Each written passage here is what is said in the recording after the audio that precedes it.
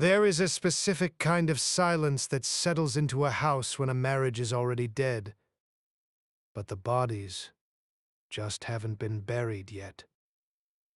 For Neil Whitman, a 52-year-old man who thought his 21-year marriage was impenetrable, that silence was the background noise of his life. Neil had spent 26 years pouring his blood, sweat, and sanity into building Whitman Industrial Supply. He had traded 16-hour workdays, missed family dinners, and countless weekend phone calls to turn nothing into a multi-million-dollar Midwest distribution empire. He thought he was building a fortress for his family. He didn't realize he was just funding a fantasy for a woman who despised him. It started on a random Tuesday in October.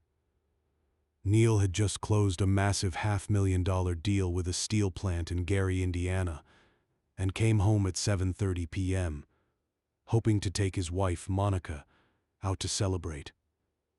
Instead of the usual sounds of dinner prepping or his 14-year-old daughter, Sierra, practicing the piano, the suburban Chicago house was dead quiet. As he walked upstairs, loosening his tie, he heard a sound that made his blood run cold. Monica was laughing. It wasn't the polite, strained laugh she reserved for him. It was a deep, flirtatious, intimate giggle coming from their bedroom. Pushing the door open, Neil found Monica perched on their bed, draped in a silk robe he had bought her for Christmas. She was holding her phone, deeply engrossed in a video call. "I can't wait to see you this weekend," Monica purred to the screen. "I know, baby," a male voice replied. "I've been thinking about you constantly since Chicago." Chicago. The business conference for her interior design consultancy she had attended just last month. Neil stood frozen.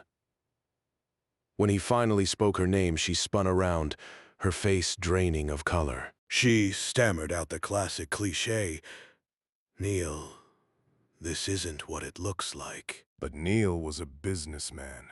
He didn't do cliches. He did facts. And the fact was, the woman he had loved for over 2 decades was an absolute stranger. Neil didn't scream. He didn't break things. He walked into his home office, locked the door, and poured himself 3 fingers of bourbon. When Monica inevitably knocked at midnight, claiming she needed a husband, not just a paycheck, and complaining she felt invisible, Neil saw right through the gaslighting. "How long?" he demanded. 2 years, she whispered. 2 years. It had started on an online dating site 2.5 years ago, using her maiden name. They had met in person a year ago, when Monica claimed she was attending her sister's wedding in Detroit. Neil told her to pack her bags and leave. But Neil was a man of action. The very next morning he called his trusted attorney, Richard Steinberg. On Richard's advice, Neil hired Tony Marcelli, a former police detective turned private investigator who specialized in adultery. What Tony uncovered over the next week transformed this from a tragedy of a broken heart into a war for survival. Tony tossed a thick folder onto Neil's desk.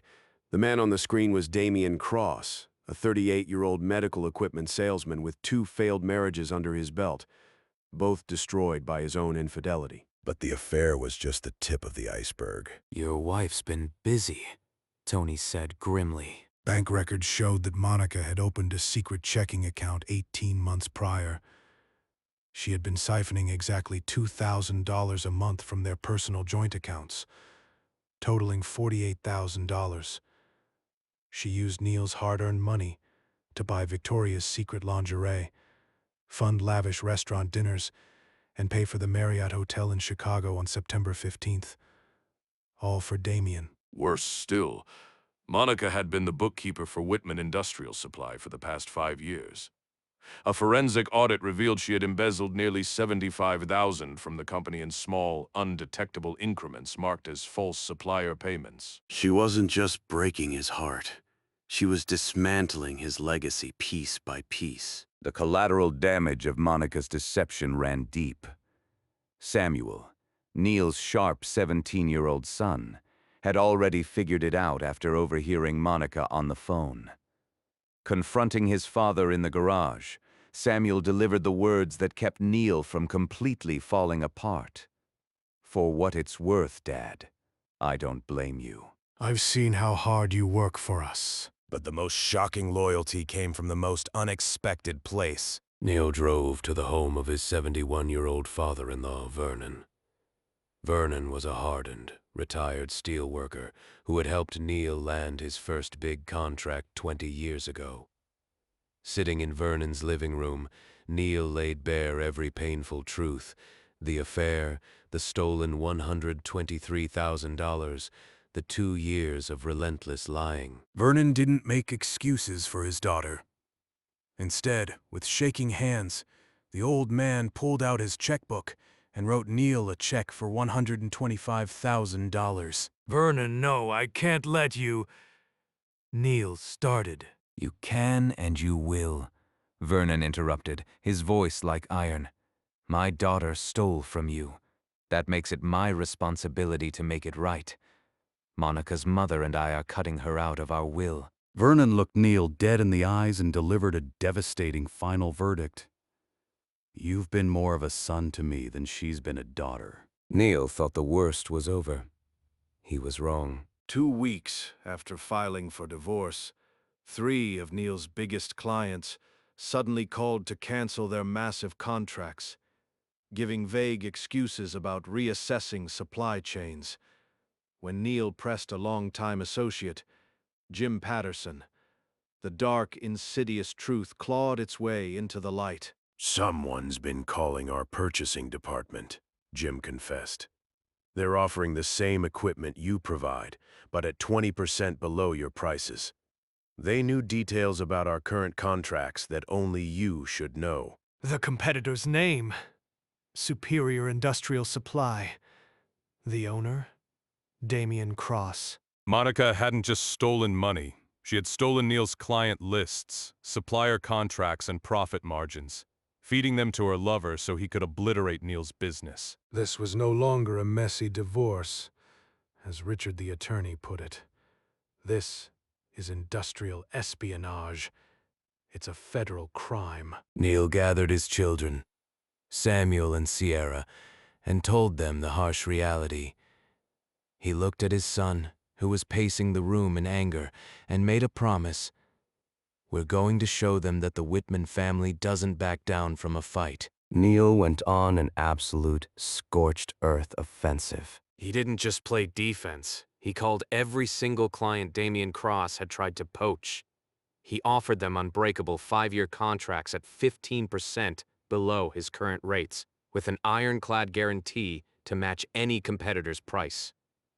It was a massive short-term financial hit, but it instantly choked the life out of Damian's new company, cutting Cross off at the knees. Then, Neil invited the trade press to his office. Standing before industry journalists, he publicly exposed Superior Industrial Supply and Damian Cross for utilizing stolen, proprietary information to undercut legitimate businesses. Within 72 hours, the story hit 3 major trade publications. Damian Cross became radioactive. No reputable manufacturer would touch him. Cornered, broke, and watching her fantasy life crumble, Monica resorted to the lowest, most desperate tactic imaginable. While Neil was at the office, police arrived at his home to serve him with papers. Monica had filed a fake restraining order, alleging domestic violence, claiming Neil had been threatening her and that she feared for her life. She hadn't spoken to Neil in 2 weeks, but she knew a judge had to take the allegations seriously. It was a calculated move to forcefully eject Neil from his own home, paint him as an abuser in family court, and leverage the business in the divorce settlement. The emergency hearing for the restraining order took place the very next morning. Monica sat at the petitioner's table, dabbing her eyes with a tissue, looking every bit the terrified victim. But Neil and his attorney, Richard, didn't walk in with defensive pleas. They walked in with Tony Marcelli's meticulously documented file. When it was Richard's turn to speak, he didn't just defend Neil. He dismantled Monica's entire existence. He presented the judge with the time-stamped photographs taken by the PI, showing Monica and Damien enjoying lavish, intimate dinners on the exact dates she claimed to be hiding in terror from Neil. Richard then submitted the forensic accounting records. Your Honor, Richard stated, his voice echoing in the silent courtroom. My client has not threatened his wife. He simply uncovered that for 2 years, she has been embezzling $75,000 from his corporate accounts, stealing $48,000 from his personal funds, and committing corporate espionage with her paramour to bankrupt his company. This protective order is not a shield from abuse. It is a sword being used by a felon to punish the victim she stole from. The judge reviewed the banking documents, the PI's photographs, and the emails containing Neil's proprietary client lists sent from Monica's IP address to Damien Cross. The gavel didn't just drop, it shattered Monica's world. The judge not only threw out the restraining order with extreme prejudice, but issued a stern warning to Monica about the penalties for perjury. You cannot build a future on a foundation of lies. The evidence Neil and Tony gathered was handed over to the authorities. Damien Cross was investigated for industrial espionage, and his fledgling business was dissolved under the weight of lawsuits and industry blacklisting. Monica, completely disowned by her own father, cut out of his will and facing undeniable evidence of corporate embezzlement, was forced to accept a divorce settlement that left her with absolutely nothing. No alimony, no share of the business. She traded a comfortable, loving home in suburban Chicago for a studio apartment and the looming threat of a criminal trial. Neil Whitman lost a wife, but he saved his company, his wealth, and his dignity. Most importantly, he kept the respect of the only 2 people who truly mattered, Samuel and Sierra. The silence in Neil's home eventually faded. It was replaced by the sounds of his daughter's piano, his son's laughter, and the quiet, unshakable peace of a man who survived the fire and emerged made of steel.